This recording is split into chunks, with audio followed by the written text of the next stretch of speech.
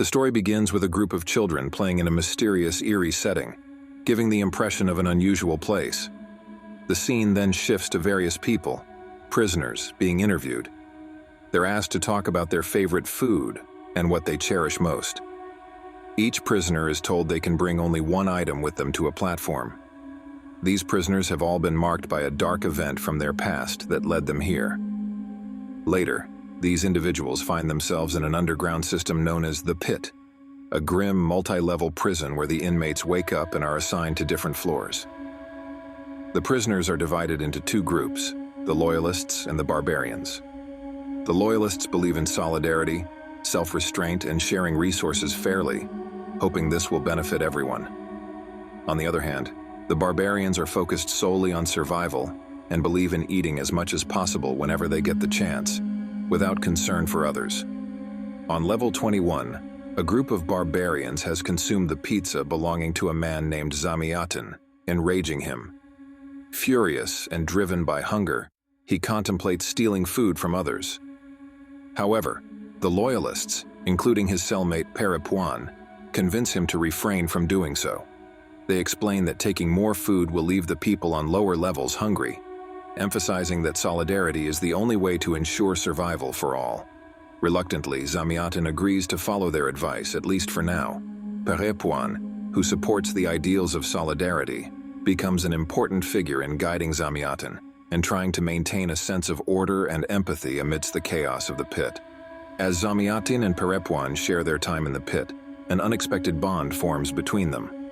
Despite the tense environment and brutal clashes happening across the levels, these two cellmates find a sense of camaraderie. They begin to rely on each other for emotional support in this harrowing place, even as the pit drives others into madness. Flashes of Parapuan's past are gradually revealed, showing a stark contrast between her former life and the grim present. Before entering the pit, she was an acclaimed artist, known for her bold, striking sculptures. One of her most famous works was a sculpture of a dog with jagged, sharp edges, a piece admired for its abstract beauty but also criticized for its dangerous design. Many had warned her to put safety measures around the piece to prevent accidents, but she ignored their concerns, believing that the artistic integrity of her work was more important.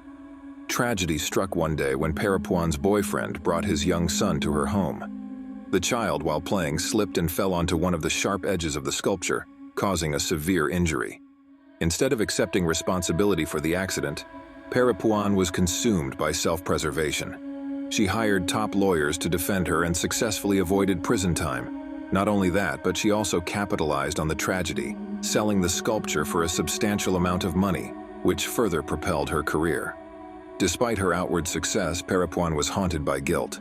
She knew deep down that her refusal to listen to the warnings had caused harm, and the moral weight of her actions began to crush her spirit. The money and fame could not absolve her of the deep sense of remorse she felt. The guilt became unbearable, and she felt she deserved to be punished for her selfishness and recklessness. This is why Parapuan voluntarily entered the pit, choosing to imprison herself in this hellish environment as a form of penance. As Zamyatin navigates life in the pit, he tries to project a tough, hardened image, presenting himself as someone who made brutal decisions in the past. He claims to have burned down his parents' house and left his wife and children behind to fend for themselves. This crafted persona helps him maintain a sense of control in the pit's brutal dog-eat-dog world. However, during flashbacks to his interview with the authority, the truth comes to light. Zamyatin's life was not as he described. In reality, his wife and children abandoned him after years of frustration with his erratic behavior, and his parents, to discipline him, sent him to the pit. His menacing image is built on a foundation of lies and insecurities, a coping mechanism for the helplessness he has long felt. Back in the pit, chaos erupts as a group of barbaric prisoners from level 21 descend, savagely attacking everyone in the lower levels. Their brutal rampage leaves few survivors, as they kill anyone in their path. When they reach Zamyatin and Parapuan, it seems as if the two friends are about to meet the same fate. However, Parapuan, fueled by her survival instincts, fights back fiercely. She grabs a nearby weapon and manages to knock several of the barbarians unconscious, saving herself and Zamyatin. After the battle, a figure from one of the upper levels descends to meet them. He is injured but still alive, having narrowly escaped the slaughter. He approaches Parapuan and Zamyatin with a strange sense of urgency. He suggests that they take one of the captured, unconscious barbarians down to the lower levels, where a mysterious figure known only as the Master resides. According to him, the Master is considered a messiah, a sacred figure whom many in the pit revere. He explains that the Master can restore balance in the pit, a kind of spiritual leader whom they all respect, despite the chaos that reigns above. The man believes that bringing the unconscious barbarian to the Master may be a way to negotiate peace or at least gain the Master's favor. Zamyatin is skeptical, still clinging to his tough guy image, while Parapuan listens intently, intrigued by the idea of this elusive figure. As the days pass, Zamyatin and Parapuan settle into a daily routine in the pit. Every day the platform brings food, and after taking their share, they leave some for the lower levels. They continue helping each other with small tasks, building a strong bond of trust and friendship. The harsh environment becomes a little more bearable through their companionship, and they come to rely on each other for comfort and support. On their final day at their current level, Parapuan asks Zamyatin to draw something. He sketches a symbol, a square root of a -1, representing the imaginary number. Zamyatin explains that he no longer trusts mathematics because of this concept. The idea that such a number exists but is imaginary makes him lose faith in logic and certainty, which, in turn, reflects his deeper distrust of the world and the people around him. His skepticism, shaped by both his life in the pit and the lies he's told himself, is now shared with Parapuan. As they open up further, Zamyatin reveals more about his past, confessing the pain of losing his family and his guilt over the choices that led him to the pit. Parapuan also shares her personal story, her guilt over her boyfriend's son's accident, and her struggle to forgive herself. They find solace in each other's vulnerabilities, bonding over their shared regrets. In a rare moment of joy, they play music and dance together, momentarily forgetting the darkness of their surroundings.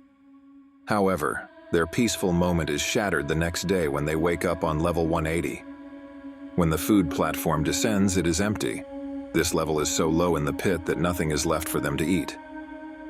Days go by, and the lack of food begins to take a toll. Zamyatin and Parapuan try to distract themselves from their growing hunger, engaging in various activities to keep their minds occupied. Zamyatin, however, begins to unravel. Desperation eats away at him, and one day, in an act of despair, he starts to burn himself with whatever he can find. Parapuan tries to stop him, but Zamyatin becomes increasingly unhinged. His mental state deteriorates rapidly, and despite Parapuan's efforts to care for him, he loses his will to go on. One day, unable to bear the hunger and the torment any longer, Zamyatin sets himself on fire, determined to end his suffering. As the flames consume him, Parapuan, devastated, can only watch. Zamyatin warns her not to stop him, insisting that he can no longer endure the pit's cruel reality. His death leaves Parapuan in deep sorrow, but she understands that his suffering has reached its breaking point. Now alone, Parapuan must face the pit without her closest friend. Next month, Parapuan wakes up on level 51. Now she has a new cellmate. She interrogates her new partner, who is a newbie. The food arrives, and both of them find out that there is a barbarian who has been wasting a lot of food last month. Parapuan blames him for Zamyatin's death, so both of them decide to go down and avenge Zamyatin's death. They break rods from their bed and get on the platform to go down. They fight the barbarian, but he escapes. Later, loyalists come down and torture Parapuan and her new cellmate for breaking the rules and coming down on themselves to kill the barbarian. Next, gruesome war ensues between the loyalists and the barbarians, leaving little to no survivors. Parapuan takes the opportunity to block her airways by swallowing a torn section of the dog painting. As a result, she chokes and falls to the ground, which prevents her from inhaling the gas the pit's cleaners use to neutralize the remaining prisoners. Everything goes as planned when she regains consciousness and finds the cleaners attaching her to the harness that collects all dead bodies. However, to her surprise, when she descends to level 333 with the other bodies, she notices the cleaners bringing a child to the bottommost level and tucking him in. At that moment, she faces a dire choice: She can either act selfishly and escape to the surface of the pit, or put her life on the line to protect the child from the prison's atrocities. After recalling her past criminal actions, she chooses the latter. However, while saving the child, she hits her head, suggesting that, like Goreng in the platform's ending, she too experiences a certain death.